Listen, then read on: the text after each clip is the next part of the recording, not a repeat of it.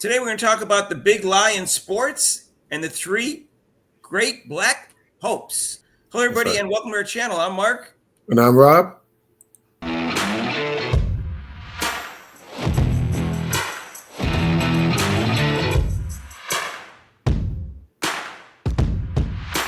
So, hey, if you haven't subscribed to our channel yet, please do so and hit the notification bell when you do so you're notified of our next video. And join us for our live show, which now starts out with Caitlin Clark's crossover, our brand new show. It's only a couple weeks old. And we have like a sports reporters type forum with guest podcasters. It's really cool. Join us for that on Mondays at 6 to 7 and on Thursdays 5:30 to 6:30 Eastern time, except for major holidays. So I just want to say, Rob, like I don't like comparing Caitlin Clark to anybody, but they keep doing it themselves, and I don't even like talking about it. But when they speak things that are untrue, I think it's necessary to push back. Otherwise, they keep repeating it, and people think it's actually factually true. So I think you need to push back on this. Where have I heard that before? Huh. So there is a big lie in politics, and now we have a big lie in sports, and I keep hearing it. It's driving me crazy. It's being done by the black community, Rob. Sorry, it's just all there is to it. It's the truth. Well, no, Mark. Hold on, Mark. If you like when you say, I have to say when white people say, "Oh, we have to call out the black community," and then they apologize. There's no need to apologize. You're just calling them out. All right, I want to apologize. No, you have to It's being apologize. done by the black community because I haven't heard any white people say this. They keep saying that Angel Reese discovered Caitlin Clark, made her famous in the LSU Iowa championship game. I'll get to that. There's also an attempt to use Juju Watkins, the poor young lady. She's only 19 years old. She's very likable. Asia Wilson, who's not likable. I don't really feel sorry for her. And Angel Reese, who's not likable. I don't really feel sorry for her. But they're all black. Caitlin Clark is white. Caitlin Clark gets more attention by a large margin, is more popular by a large margin, and is a great player. And everybody's jealous of the fact they don't like the fact that a white person is popular in a black sport. Let's just call it what it is. And they're trying to replace her right away because it bothers them. Heaven forbid if a white person is actually the best player in the league, and I'm not saying she's there yet, but she will be very soon, for a short period of time or for whatever length of time. The world's going to end if that happens for some reason. I don't know why. It's going to collapse. Yes, the world will collapse. The universe is going to explode if a white person is, Big Bang Theory again, part 2. It's amazing because the NBA doesn't care that a white player is the best person in the league over the last 5 years, but somehow it's really important in the WNBA, Rob, that for it not to happen. So yeah. So we're going to cover two concepts in this video because we've talked about them in the past, but we're going to go into some more detail on one of them. But there is this scenario that they're claiming that Caitlin Clark got discovered by Angel Reese in the championship game. Now, I've already gone over this in a video where I explained that Caitlin Clark had a lot more success than Angel Reese going into that game in terms of personal. She was already being talked about to be player of the year. She was first-team All-American since her freshman year. And she was runner-up player of the year before. Angel Reese was nothing her freshman year. She was third-team All-American her sophomore year, and then first-team All-American her junior year. They're in the same class. So in addition to that, Caitlin Clark became famous when she was a freshman because she was an exciting player. And her game against Connecticut in the round of 16 was the second highest rated game in the round of 16 in history up until that point, until she broke it twice when she was a junior and senior. So she was known. And it was a big deal when she didn't make the wooden top 15. It was all over the news. So she was well known. And then going into that game, Rob, in the Elite Eight, she had a 40-point triple-double. And that game was 50% rated higher in TV view than LSU's game with Angel Reese. In the next round in the Final Four against South Carolina, she had another 40-point game. It was almost a triple-double. And that game was 60% higher than LSU games in the semifinals. So going into that game, she had way more publicity and viewership than Angel Reese. Angel Reese was more popular on social media, but as we see in the WNBA, Rob, that doesn't translate to people watching them on TV because Angel Reese is very popular in social media, and she's 1/10 as popular as Caitlin Clark in attendance and TV viewership in the WNBA.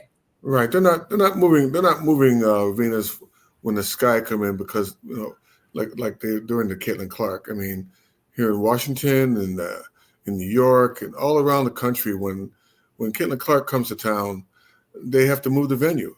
I don't think they do that with Angel Reese. I mean, they come in and it's like, oh, okay, it's Angel Reese. Oh, okay.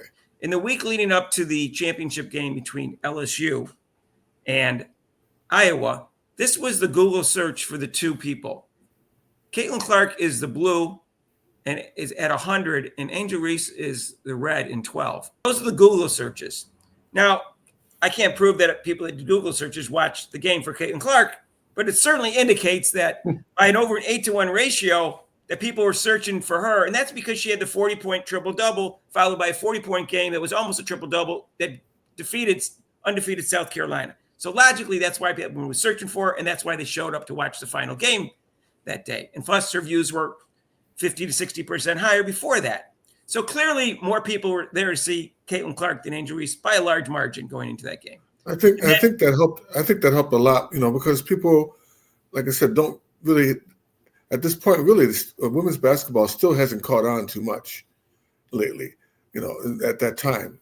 So with the 40 points, people were just like, hey, what's going on with this? I mean, I didn't really know. I was too. I was like, oh, what's happening with this?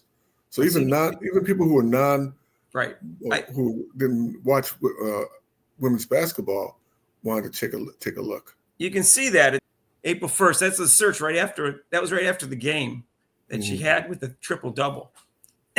So anyway, it's not true that everybody was searching for Angel Reese. Had 600,000 followers at that time on Instagram, partly because she puts out sexy photos. But the next day, after she, stalked Caitlin Clark, it went up to 1.3 million. So she's the one that became famous and popular because of this. Not Caitlin Clark isn't on social media. And again, we already saw social media is popular. It doesn't show who went there to watch the game because people for Angel Reese don't watch her games. We already know Caitlin Clark gets all the views and gets the attendance by a large margin over Angel Reese. So the big lie is, and this is being said, is they keep saying that Angel Reese made Caitlin Clark famous, which is not true. I just want to clarify that big lie one more time. And there's all sorts of facts to indicate that this is not true. The other thing that I want to talk about is the fact that keep trying to replace Caitlin Clark really quickly. They've been doing this since Lindsay Schnell had that article about Hannah Hidalgo, who's very likable too. And Juju Watkins said people are noticing they're black, and that's good because it's important for black people to be, or women of color, to be the face of the league in the WNBA. For some reason, it's not important in the NBA, but it's important in the WNBA. We don't know why, but apparently it is. It's not important to have the best player represent the WNBA. They specifically have to have a black person up there. Oh, okay. Right. And it doesn't matter that it's not always the best player. Right. We got Jokic for two examples here. He's obviously not the face of the league, and he doesn't care to be. But he's the best player over the last 5 years. And that's just the way it is. Right. So A'ja Wilson, she was the best player last year. She's not the face of the league. She doesn't move the needle. Everybody knows it. So stop with that. I saw a video that says that A'ja Wilson is the face of the league. You can't change the definition of face of the league just because you're upset that A'ja Wilson is not the face of the league. That's not what the face of the league's definition is. So we also have Paige Beckers, who's not black, but she had that ESPY speech. She's very sympathetic to the black athletes, and she has a black stepmom. And so they promote her too, and they're trying to replace Caitlin Clark really quickly and kick her out of the league almost, or kick her from being the face of the league or being the best player. And she's not the best player now, but she was the best player in college, and she will be soon in the WNBA. And Rob, this has happened before in sports. Do you know what happened? In reverse. It happened before in 1908. In 1908, Jack Johnson. He might not be famous to young people, but most of us have seen documentaries and movies about him. And Jack Johnson was the first black heavyweight champion. He wasn't the first black boxing champion. There was a black boxer became the champion before him in a different weight class, at a lower weight class. But he was the black heavyweight champion about 5 years before that. And because they wouldn't fight the black boxers back then because there was less money in it. And they were also afraid they were going to lose because they wanted to show white supremacy and all that kind of stuff. Right. James Jeffrey was the heavyweight champion and he retired undefeated. Tommy Burns became the champion. And then for 2 years, Jack Johnson chased him around trying to get a bout out of him. And finally he gave him a bout. And Jack Johnson was a bigger guy. He was 6 foot, half inch.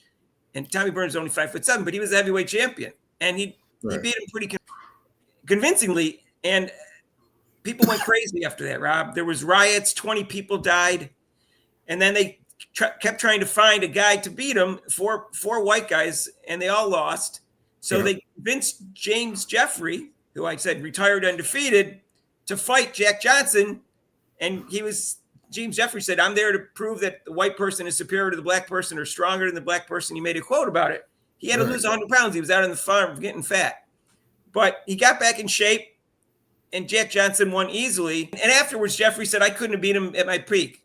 1,000 times I couldn't have beat him. He was just better than I. Jack Johnson was a great defensive fighter. And so the point you're trying to make, Mark, is that they keep throwing all these young players, and like I said before in previous videos, they're trying to just knock her down. Now that everything's compared to Caitlin Clark, everything. So if one player is this, they're like, oh, and then we got Caitlin Clark, or they put Caitlin Clark along with like Angel Reese. You have to put them in the same sentence. I don't know why. Right. It's because of Jack Johnson, that's how the original term came up, with a great white hope. That's what it is. And these women right now, I'm going to say, people have been saying this before. I didn't make this up. These women are great black hopes. And that's all they are. And some of them are great black hypes in some ways, because they're overrating them. I'm not saying Asia Wilson's necessarily overrated. She's overhyped. And they're all three of them are overhyped because they're trying to say, well, you're going to hype up Caitlin Clark, and Caitlin Clark's not being hyped unnaturally. It's organic. Well, we're going to hype them up. She wasn't hyped at all in WNBA. She wasn't even hyped. I know, she wasn't even promoted by the WNBA. Right. And look, it was a racial thing. Whites were just feeling inferior, and they were being racist to try to replace the black heavyweights. That as soon as they could, they were trying to. It didn't happen for another 7 years. He finally lost to Jess Willard, 6'6.5" foot. He was 6 inches bigger and about 20 pounds heavier, and he lost when he was old at that point. He was 37. That's old for a boxer. So he would have been heavyweight champion for a long time if he had gotten a shot like 5 years earlier when he was 25. He didn't get until he was 30. So he was a great, great fighter. And it was unfortunate, the white people got the title back, and then Jack Dempsey wouldn't fight any black boxers. It wasn't until Joe Louis came around did the blacks become heavyweight champions again. And then he held it for 12 years. So that's where and then we got Jerry Cooney. He was called the Great White Hope or Great White Hype. Mm-hmm. He was called that. And then he lost to Larry Holmes. We have the same thing in the WNBA that they had in boxing. And it was wrong then, and it's wrong now. It was racist then, and it's racist now. It doesn't matter. You could switch the colors, green, purple. It doesn't matter, Rob. Black, white, it doesn't matter. It's still wrong. It's racist. I want people to stop it. Just everybody let them be themselves and just be objective and honest about, the rankings of the people and their popularity. I don't know. I'm exhausted. How good the player is, like Martin Luther King said, judged by the content of their character, not the content of their skin. So just put the blinders on and just enjoy the game. Stop worrying about race. If the player happens to be fantastic with the white, go with it. If the player has to be fantastic with the black, go with it. Just now, what are they going to do if Hidalgo, who is Hispanic, what are they going to do if she's popular? What's going to happen there? Oh, can't have a Puerto Rican that's the face of the league, Rob. Got to have a black. Yeah. I don't know what's going to happen. Yeah. They're not going to like her because she liked a tweet by Candace Owens about gay marriage being a sin. So they're not going to accept her, Rob. She's already blown it with that. Yeah, she's out of the running, I guess. So it doesn't matter. Even if she was black, I think they would hold that against her. So that's why Juju Watkins is a lot more popular and pushed more than Hannah Hidalgo. Also, I think because she has more potential because she's 8 inches taller, maybe 7 inches taller. I don't know. She's out of LA, get the promotion going, and she's a likable person. She's a great. I feel sorry for her player. Yeah, it really hurt her beginning. You can tell at the beginning of the season, the pressure really got to her. But now, like I said, hopefully, they got the tournament coming up, and she'll get some rest and she'll play her game. And she's got 2 more years, Mark, which is kind of scary for people. So right. Yeah, I feel sorry for her and Paige. I think there was a lot of pressure on them to try to replace Caitlin in the beginning of the year, and they both got off to cold. I mean, Paige was more not assertive type of cold start. Her numbers were pretty good, but Juju wasn't shooting well. and now she's playing really well. I don't think she had a good Big Ten tournament, but she played great the last couple of weeks of the season, and I think she was probably the player of the year. I think it's very close between her and Hidalgo. So I'm not putting Juju down. I've already said in every video, I think she's probably going to be a top 5 player in both the WNBA and college if she takes care of her weaknesses, which her fans and media think she has none. She has none. Yeah, she has none. I want me to tell you what they are. I could tell you to, but I'm not here to put her down. But she needs to improve on them, just like Caitlin Clark has to improve on her defense, and cut down on the turnovers. It's the same thing. You just be objective about it, and don't be afraid to criticize them just because you're afraid to admit that you think people are gonna think they're worse than they are. No, we already see the weaknesses. It doesn't matter whether you admit them. It's not like we can't see them. We follow basketball. We watch basketball. Right. I could pretend Caitlin Clark is a great defender and doesn't have any turnovers, but that's not going to make it true, and that's not going to make her any better player. But I don't do that. So why are you guys doing that with these black athletes, these black women basketball players? Why do you keep doing that? None of them make their teammates better anywhere near close to Caitlin Clark, and that's the difference. That's what you don't see. That's one of the reasons she's exciting. Her passing and her logo threes are exciting. So I don't know what to say. I don't like the. So let's just get out there and enjoy the W. It's coming up, WNBA. Clear your minds and this. Clear your minds. Yeah, clear your minds and enjoy the game. I know there was some guy that made a comment today in our video, and he's saying, that we are talking about them too much. I said, no, this is just a rebuttal to lies that they're telling. I didn't start this comparison. They did. I'm just finishing it. I'm just putting the truth out there. And this person, I could tell by what he was saying that he was seeing race. If you'd stop seeing the race of these other WNBA players and Juju Watkins and Caitlin Clark, it'll all come clear to you. It's not, you don't have to compare it. You don't have to try to replace her. Just let them play. What's that Billy Joel song, Mark? We didn't start the fire. We didn't start the fire. So let's learn some lessons from the Jack Johnson story here and stop it. Stop with the great black hypes and hopes and whatever you want to call them, and just quit seeing skin color of these people involved, and just let's talk basketball so we can talk basketball. Yeah, exactly. Okay? Angel Reese looked better in Rival. Okay, you want me to say anything? Oh, gosh. Yeah. I'm sure Asia Wilson's putting in an off-season workout, and she's going to come out motivated to be the best player in the league. And maybe she will be. I don't think so. I think it's going to be Caitlin Clark. And I think Nafisa Collier is going to be second, the way she's on a tear. Right. Oh, yeah. You could say she was the best player in the league after the Olympic break, Nafisa Collier. Yeah, she's motivated. She'll be motivated. Yeah, so I don't know who's going to be the best player in the league this year. I think it's going to be Caitlin Clark. But I don't know for sure. And if she's not, I'm not going to say she is. Okay? I'm not going to vote for her in preseason, although I jokingly said I am going to. Maybe I will vote for him preseason. I don't have a vote, so I'm just joking. Let us know if you like this video. Hit the like button and share it with your family, friends, and acquaintances. Whether they're white or black, we don't care. We're the most popular channel in the universe because we don't care what skin color you are. Martians even like us. That's right. Okay. Hey, if you haven't subscribed to our channel yet, please do so. Hit the notification bell when you do so you get notified of our next video. And join us for Caitlin Clark's Crossover, which is our new show. It's like a sports reporter forum. It's on Mondays and Thursdays at 6 and 5:30 respectively for an hour, except for major holidays. And join us for that. And if you haven't donated to this channel, you can with super chats and super thanks down below. There's a link to PayPal. And we'll see you in the next video. Peace out.